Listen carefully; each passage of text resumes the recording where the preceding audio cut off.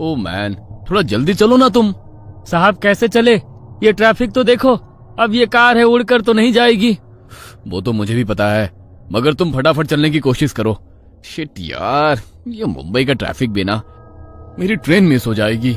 मुझे हर हाल में कल सुबह नासिक पहुंचना है। काय को खाली पीली चिल्लम चिल्ली कर रहे हो मैन? अगर इतना ही जरूरी काम था तो ऑफिस से समय से निकलना था, मगर नहीं, तुमको तो अपना ऑफिस भी जरूरी है। रोजी, मेरा दिमाग वैसे ही खराब हो रहा है, तुम मुझे मत सिखाओ क्या करना है। तुम नेट पर देखो ट्रेन का क्या स्टेटस है। जोसेफ को गुस्से में देखकर रोजी चुपचाप अपने मोबाइल में ट्रेन का स्टेटस देख रही थी, तो उसने देखा ट्रेन बांद्रा स्टेशन छोड़कर आगे के लिए निकल चुकी थी। मैन, ये ट्रेन तो गया। दोबारा चेक करो, देखो नासिक के लिए कोई और ट्रेन है क्या। ये ट्रेन निकल गई। शिट, मुझे कुछ समझ में नहीं आ रहा कि अब क्या करें। मेरी कल सुबह की अर्जेंट मीटिंग है। रोजी ने अपने मोबाइल में देखा कोई और ट्रेन नहीं थी, तो जोसेफ गुस्से में रोजी के ऊपर चिल्लाने लगा, जबकि उस बेचारी की कोई गलती नहीं थी।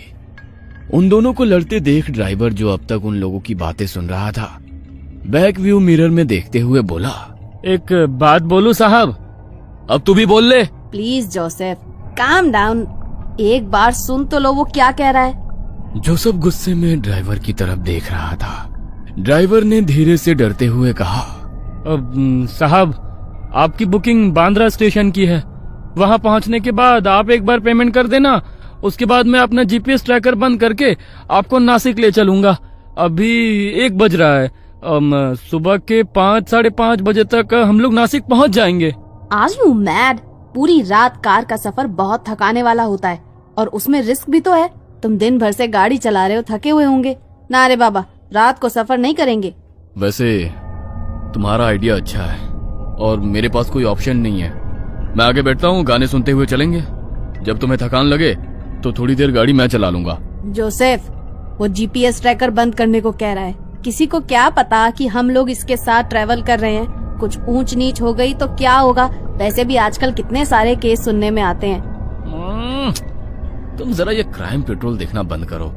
देखो कितना शरीफ है, खुद ही हमारी मदद करना चाहता है। रात के वक्त कार का सफर करने का रोजी का बिल्कुल भी मन नहीं था, मगर जोसेफ की जिद के आगे उसकी एक ना चली और वे लोग नासिक के लिए निकल गए। जोसेफ और ड्राइवर बातें कर रहे थे, और दिन भर की थकान के कारण पीछे वाली सीट पर अकेली बैठी रोजी की नींद लग गई। जैसे ही ड्राइवर ने देखा रोजी सो गई, उसके चेहरे पर रहस्यमयी मुस्कुराहट आ गई थी। वो बार बार उसी की ओर देख रहा था। जोसेफ इन सब से बेखबर गाड़ी में चल रहे गाने का लुत्फ ले रहा था। ये शाम मस्तानी मदहोश किए जाए, मुझे दूर कोई खींचे तेरी ओर लिए जाए। कुछ देर बाद गाड़ी हाईवे पर रुकी। जैसे ही गाड़ी रुकी, रोजी घबरा कर उठी और वो ड्राइवर और जोसेफ को देखने लगी, मगर उसे कार में कोई भी नजर नहीं आया। पूरी रोड सुनसान पड़ी थी। जंगल की बीचों बीच सड़क पर खड़ी कार को देख वो घबरा गई। वो कार के कांच में से ही इधर उधर देख रही थी। उसे जोसेफ कहीं नजर नहीं आया। जैसे ही वो घबराकर कार से बाहर आई, उसे अपने कंधे पर किसी के हाथ के होने का एहसास हुआ। वो जोर से चीखी। उसके सामने एक भयानक औरत खड़ी हुई थी, जो देखते ही देखते उसके शरीर में समा गई। उसकी चीख सुन जोसेफ उसके पास आया।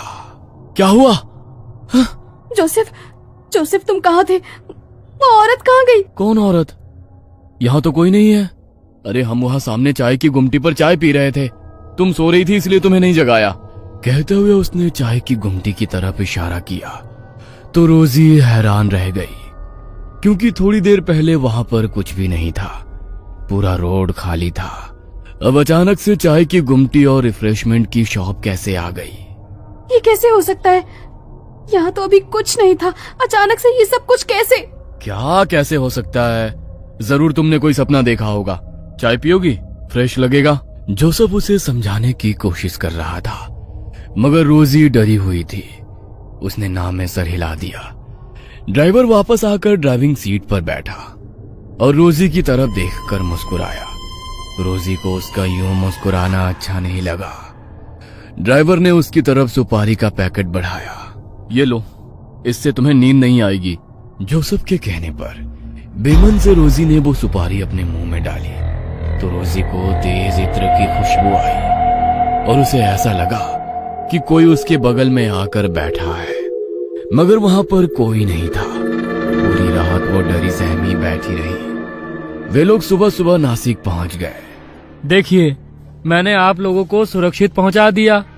आप बेकार में ही मेरे साथ आने में डर रही थी, मगर मैं आपको यकीन दिलाता हूँ, आज रात का ये सफर आपको उम्र भर याद रहेगा। कहते हुए उसकी आंखों में अलग ही चमक थी, जिसे देख रोजी सहम गई। उसे कुछ अच्छा नहीं लगा।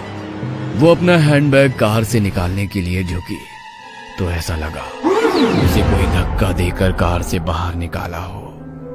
उसने जोसेफ की ओर देखा, मगर जोसेफ को अंदाजा ही नहीं था रोजी के साथ क्या हुआ है। दोनों होटल रूम पहुंचे। क्लाइंट से 9 बजे का अपॉइंटमेंट है। अभी तो केवल 5 बजे हैं। थोड़ी देर सो जाता हूँ ताकि फ्रेश लगेगा। आओ, तुम भी सो जाओ। कहते हुए उसने रोजी को अपने पास बुलाया, मगर रोजी का मन खराब था तो वो रूम की बालकनी में जाकर बैठ गई। सुबह का उगता हुआ गुलाबी सूरज, ठंडी ठंडी हवाएं, चिड़ियों का कलरव उसके बेचैन मन को थोड़ा सा शांत कर रहा था। वहां बैठे बैठे उसे 2 घंटे बीत गए। उसे पता ही नहीं चला। जब उसने घड़ी की ओर देखा तो उसे पता चला, ओह माय गॉड, 2 घंटे से मैं यहीं पर बैठी हुई हूँ। कुछ देर में जोसेफ भी उठ जाएगा। उसके उठने के पहले रेडी हो जाती हूँ। वो वॉशरूम में अपना मुंह धो रही थी। मुंह धोते हुए उसने देखा उसकी गर्दन पर किसी के नाखून के निशान थे। वो हैरान हो गई। अरे, मेरे शरीर पर ये निशान कैसे? और ये क्या? इसमें से तो हल्का हल्का खून आ रहा है। मतलब ये ताजा निशान है। कैसे आ गए ये निशान? कुछ समझ में नहीं आ रहा है। कल रात तक तो नहीं थे, मुझे पता ही नहीं चला और ये निशान बन गए। वो उन निशानों को देख ही रही थी कि उसे जोसेफ की आवाज सुनाई दी। रोजी, पिछले 1 घंटे से वॉशरूम में क्या कर रही हो? मुझे भी तैयार होना है, क्लाइंट हमारा वेट कर रहा होगा। जोसेफ की बात सुनकर रोजी हैरान हो गई कि वो अभी तो वॉशरूम आई थी।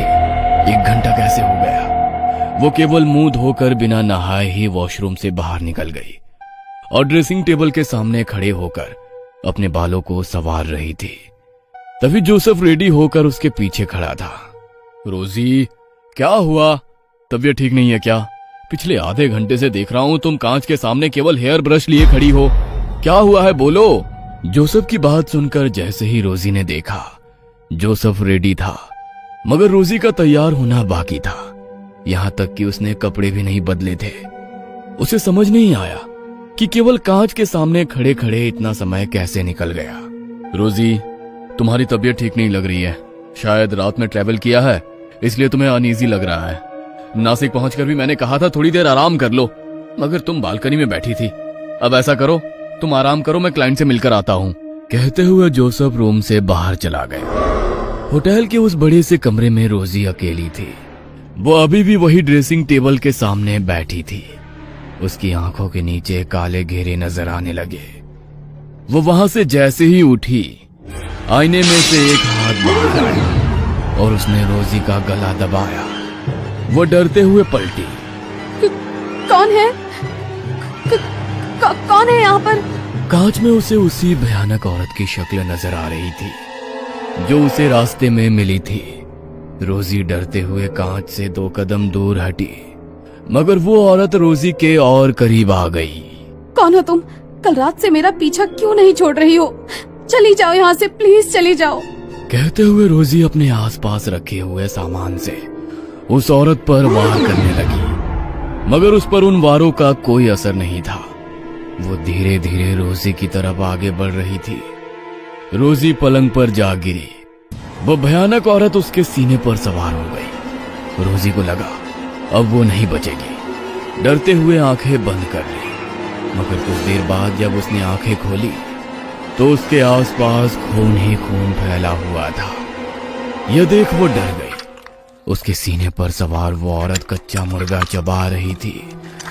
जैसे ही रोजी ने आंखें खोली, उस औरत ने उसकी गर्दन पर अपने दांत गड़ाए और उसका खून चूस कर गायब हो गई। तभी दरवाजे की घंटी बजी। बाहर जोसेफ था। रोजी ने दरवाजा नहीं खोला तो वो रिसेप्शन से मास्टर की लेकर आया और रूम का दरवाजा खोला। रोजी रूम के एक कोने में डरी सहमी सी बैठी हुई थी। हे रोजी, क्या हुआ तुमको? और ये तुम्हारे कपड़ों पर खून कैसे? कुछ तो बोलो, क्या हुआ है तुम्हें? मुझे डर लग रहा है, कुछ तो बोलो। जोसेफ के बार बार पूछने के बावजूद रोजी कुछ भी कहने की स्थिति में नहीं थी। जोसेफ ने तुरंत रूम सर्विस को कॉल किया। सभी उसकी हालत देखकर हैरान थे। सीसीटीवी फुटेज में भी कुछ नजर नहीं आया। जोसेफ ने रोजी के कपड़े बदले और उसे अपने साथ वापस मुंबई लेकर आ गया।